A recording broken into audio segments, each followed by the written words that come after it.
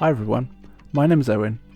I built a no-weld recumbent bike out of bits and pieces of aluminium profile, and the aim of this video series is to cycle it for 1,000 kilometers under harsh terrain, see which bits drop off, repair those, sometimes when I'm cycling, although this doesn't happen as often nowadays.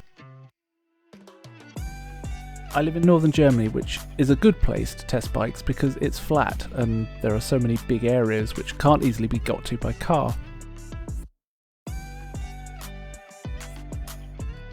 So what I like doing is getting off the cycle paths and seeing what's down the side roads. I want to embrace that on this channel, looking down the side roads, seeing what's there, and most of the time there's nothing vastly spectacular down there, but it's nice to go and look and check it out, and it's Sunday and the wife has gone with the dog. I'll be cycling to a local village, Stemmen, and then getting lost trying to get out of the other side in order to find the aim of this cycle, which is a place called the Ekelmoor, which translates into the disgusting marsh or bog, which is a cool name. So we'll head there, see if it's disgusting or not, and maybe we can find some interesting stuff on the way.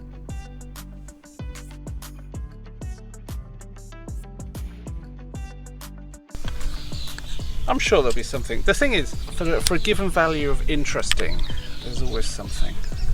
What's that? Gums. There we go. Okay. Okay, so anyway, what was I saying? Oh, it's going to be cobblestones.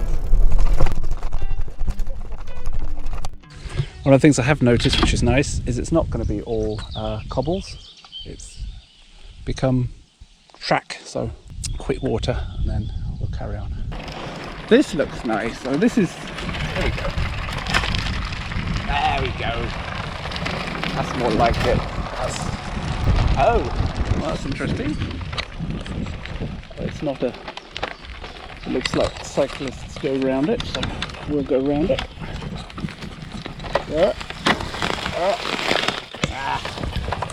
That could have done that in one. Go! Ah, okay, now I understand. I thought that was difficult, but I was in the bottom gear at the back. However, I'd set the thing to a higher gear at the front. There is a lot of moor. It's very swampy. I don't think I ever mentioned about moor, which is getting translated badly because moor is not moor in English. Yeah, moor is basically it's peat bog around here. I mean, there is bog, and back in the, I'll check, I think it was the 1800s, as late as the 1800s, lots of peat being dug out of the ground all over the place around here, and it left quite a lot of holes, and that was basically, it was the main fuel source for a lot of people in the area, was in fact peat. And yeah, this is apparently very peat-rich ground, and yeah, you dry it, you stack it up, and you burn it, and you got fuel. Oh, we got some bunnies. Oh, quiet. Let's see if we can get a picture of the bunnies. There they are. Hares, bunnies. There we go. Out of way. Oh, it was nice seeing the bunnies though. That's cool.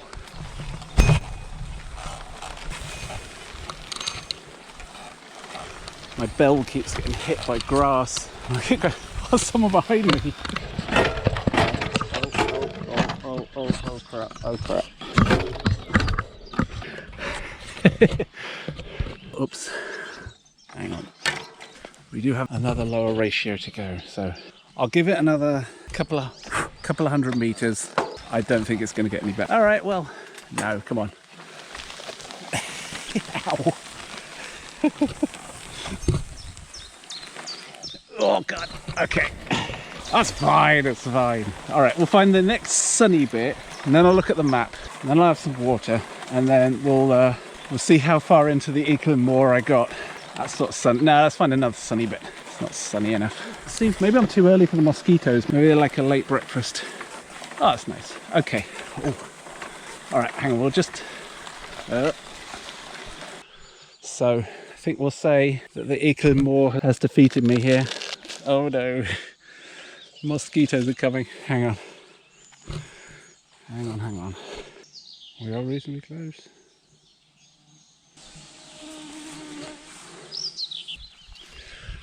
Okay, let's turn head. We're getting a lot of mosquitoes now being interested. All right. Oh well, if you don't look, you don't find. Right, back again.